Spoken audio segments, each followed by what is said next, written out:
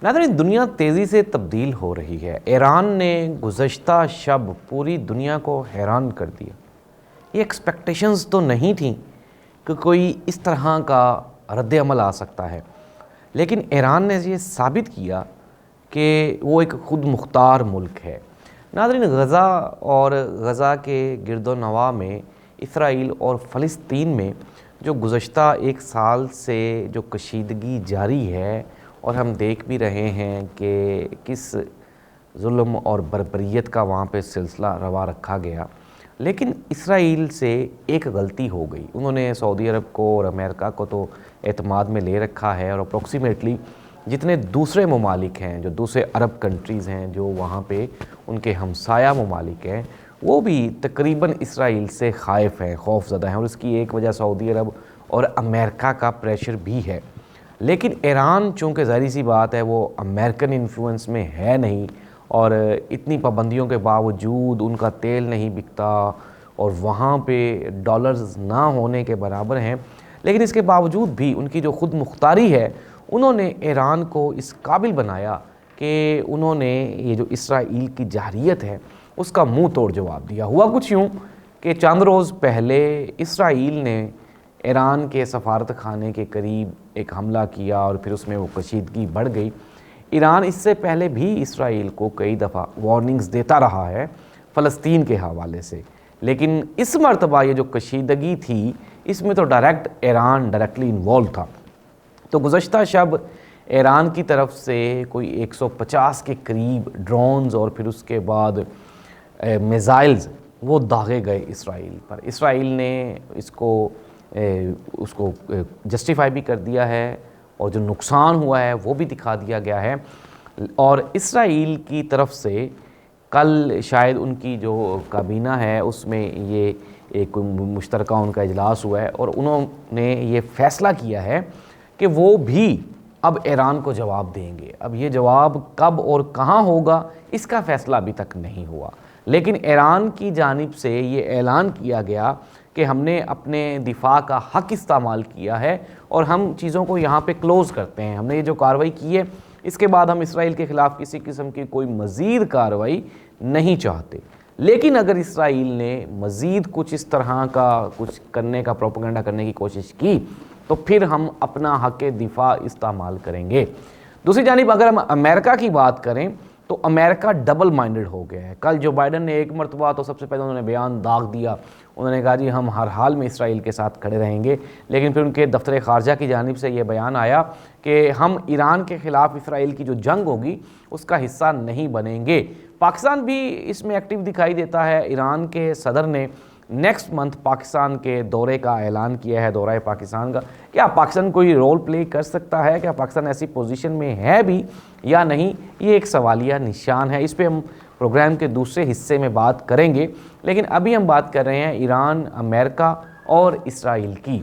तो ये जो ट्रायंगल बन गया है, ये इंतहाई ख़तरनाक है। नाज़रीन, ईरान के बारे में ये इंकशाफ किया जा चुका है कि उनके पास एटॉमिक वेपन्स हैं, और अगर दो एटॉमिक वेपन्स या दो एटॉमिक पावर्स जब आपस में अगर लड़ पड़ें, तो फिर इससे जो तबाही होनी है उसके लिए दुनिया, मेरा तो नहीं ख्याल कि अभी तक ज़हनी तौर पे तैयार है।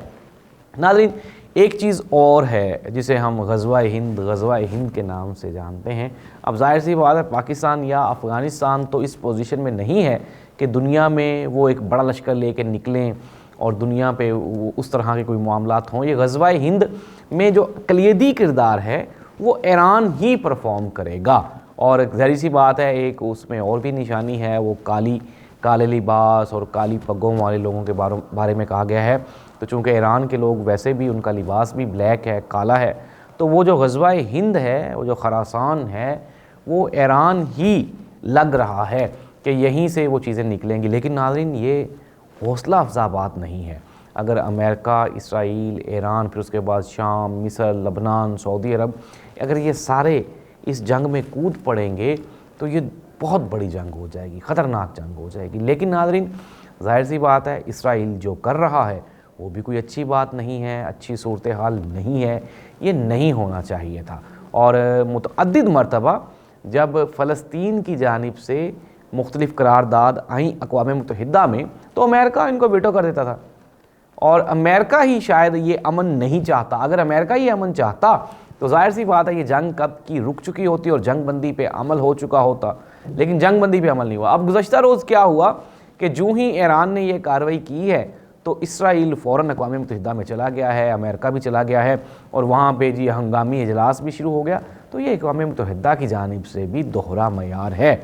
इस पे होना तो तब चाहिए था जब गज़ा में इसराइल इतने मुजालिम कर रहा था, उस वक्त ये सब कुछ होना चाहिए था, लेकिन अनफॉर्चुनेटली नहीं हो सका, जिसके रद्द अमल के तौर पे ईरान की जानिब से ये जो चढ़ाई की गई है ये नागुज़ीर हो चुकी हुई थी और इसराइल जाहिर सी बात है।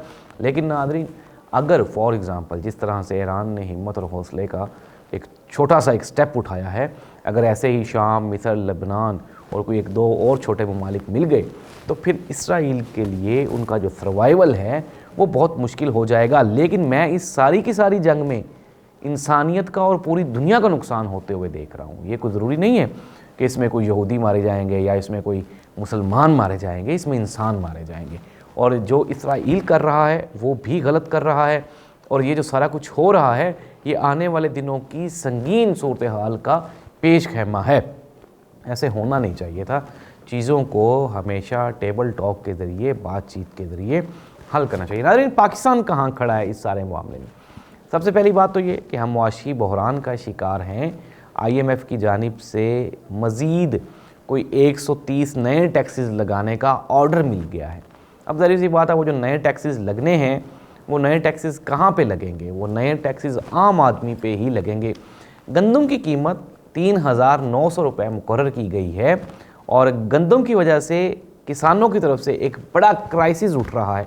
मैं आपको वो भी बता देता हूँ। अब चूँकि ईद पे गांव में ईद गुजरी तो वहाँ पे काफ़ी सारी चीज़ों का अंदाज़ा हुआ। पहली बात तो ये कि 3900 रुपये पर मन पे किसान की लागत भी पूरी नहीं होती। किसान की लागत भी पूरी नहीं होती, जो उसके एक्सपेंसेस हैं, जो उसके एक्सपेंडिचर हैं वो भी उसके पूरे नहीं होते। लेकिन हुकूमत की तरफ से 3900 रुपये का ऐलान किया गया है। और फिर एक और बड़ी वजह वो ये है कि जो जिस तरह वो ख़रीदारी होती थी हुकूमत की तरफ से, इस मरतबा वो भी कोई मुनज़्ज़म तरीके से कोई दिखाई नहीं दे रही। तो ये एक बड़ा क्राइसिस होगा जो कि ज़िम्मेदारों के लिए उठेगा। और आपको पता ही है कि पहले भी ज़िम्मेदार ही एक ऐसा तबका है जो कि बिजली के बिलों की सूरत में, प्रॉपर्टी टैक्सेस की सूरत में और जो नहरी पानी है उसकी सूरत में बेपनाह टैक्सेस अदा कर रहा है। तो ऐसी सूरत में पाकिस्तान में जो आम आदमी की लाइफ है वो डिस्टर्ब होगी। किसानों की जानिब से एक बड़े एहतजाज का ऐलान किया गया है और तैयारी की जा रही है। बहुत जल्द आपको पाकिस्तान किसान इत्तेहाद ये सड़कों पे दिखाई देंगे। हम लोग इंटरनेशनल बात कर रहे थे तो उसमें हमारे इंटरनल मसाइल का भी जिक्र आ गया और बड़ी वजह ही यही है पाकिस्तान की बदहाली और ये जो बर्बादी हो रही है कि हमारे इंटरनल पोजीशन, हमारे इंटरनल हालात अच्छे नहीं हैं। और ऐसी सूरत हाल में जब पाकिस्तान में एक गैर अवामी, गैर मकबूल सियासी जमातों का एक जत्था जिनको कि अवामी मैंडेट भी नहीं मिला, उनकी हुकूमत मुसल्लत कर दी गई है पाकिस्तान में। दुनिया में तेज़ी से जुग्राफियाई तब्दीलियाँ रोनुमा हो रही हैं, लेकिन पाकिस्तान के अंदरूनी मसाइल हल नहीं हो रहे। IMF का प्रेशर बढ़ता जा रहा है, महंगाई बढ़ती जा रही है। ऐसी सूरत हाल में पाकिस्तान का इंटरनेशनल रोल वो बिल्कुल मुख्तसर हो गया है। अब पाकिस्तान उस पोजीशन में नहीं है कि पाकिस्तान ईरान या सऊदी अरब को कोई डिक्टेट कर सके या अमेरिका को कोई मशवरा दे सके या फिर इसराइल को कोई मशवरा दे सके। और इसकी सबसे बड़ी वजह वो हमारे अंदरूनी हालात की ख़राबी है।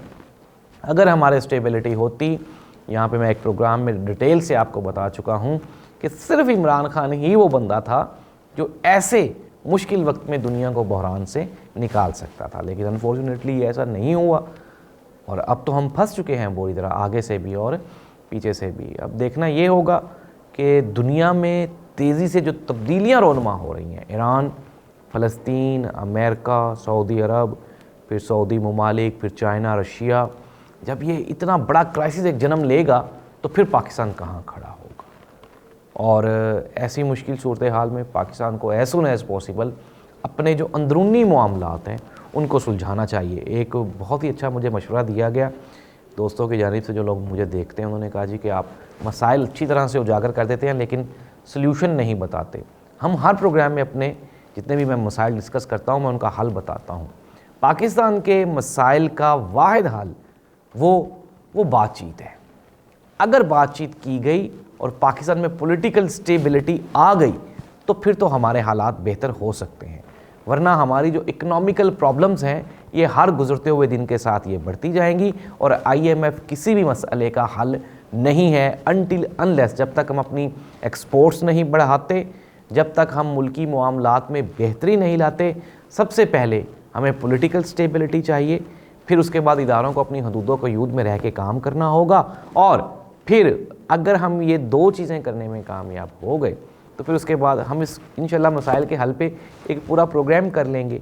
लेकिन मसाइल जो हल होने वाले हैं, जो फौरी हल तलब है, वो पॉलिटिकल स्टेबिलिटी और हमारे इकोनॉमिकल क्राइसिस का हल है। अल्लाह इस मुल्क का हामी नासिर हो। अल्लाह।